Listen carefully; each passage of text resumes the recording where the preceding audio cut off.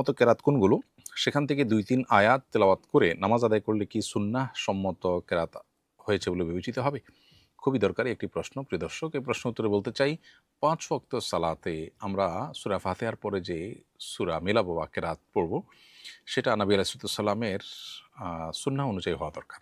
তিনি কোন মাপের সূরা তেলাওয়াত করতেন? কতটুকু তেলাওয়াত করতেন? উত্তর হলো, ফজরের সালাতে তিনি সাধারণত তেওয়ালে মুফাসসাল, হাদিসের ভাষায় মুসনাদ আহমদে বর্ণিত হয়েছে যে তেওয়ালে মুফাসসাল অর্থাৎ একটু দীর্ঘ সূরাগুলো তিনি তেলাওয়াত করতেন ফজরের সালাতে, এবং যোহরের সালাতেও তাই।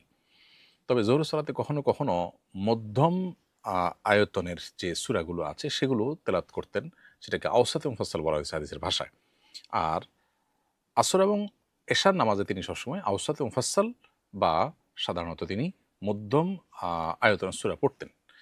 আর মাগরিবের নামাজে সবচেয়ে ছোট মাপের সূরাগুলো তিনি তেলাওয়াত করতেন, যেটাকে কেসার মুফাসসাল বলা হয়। তাহলে যোহর এবং আসরে তেওয়াল মুফাসসাল বা সবচেয়ে দীর্ঘ সূরাগুলো, আর আসর এবং এশায় সবচেয়ে মধ্যম ধরনের সূরাগুলো, এবং মাগরিবের নামাজে সবচেয়ে ছোট সূরা পড়াটাই হলো সুন্নাহ।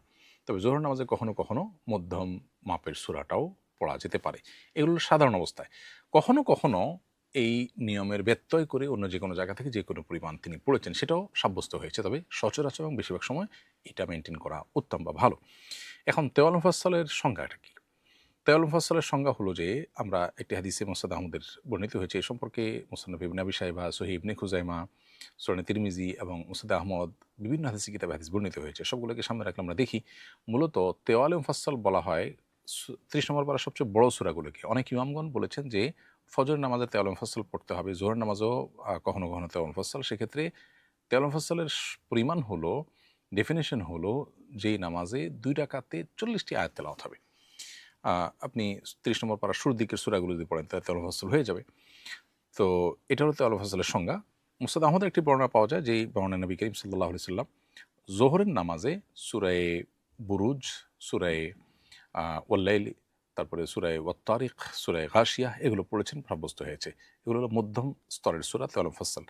আর ফজর নামাজের তার চাইতে দীর্ঘ তেলাওয়াত তিনি করেছেন। এগুলো হলো সাধারণ অবস্থায়, স্বাভাবিক অবস্থায়।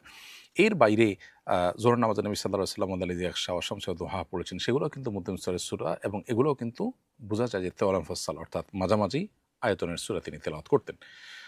আবার কখনো কখনো দীর্ঘ আয়তনের সূরা তেলাওয়াত করেছেন, সেটিও প্রমাণিত হয়। সো ইবনে খিজামার হাদিসে বর্ণিত হয়েছে যে নবী করিম সাল্লাল্লাহু আলাইহি ওয়াসাল্লাম যোহর এবং আসরে মধ্যম মাপের সূরা ওয়াল-লাইলি ইযা ইয়াগশা ওয়াশ-শামসি ওয়াদ-দুহা এগুলো পড়লেও ফজর নামাজে তার চাইতে দীর্ঘ সূরা পড়তেন।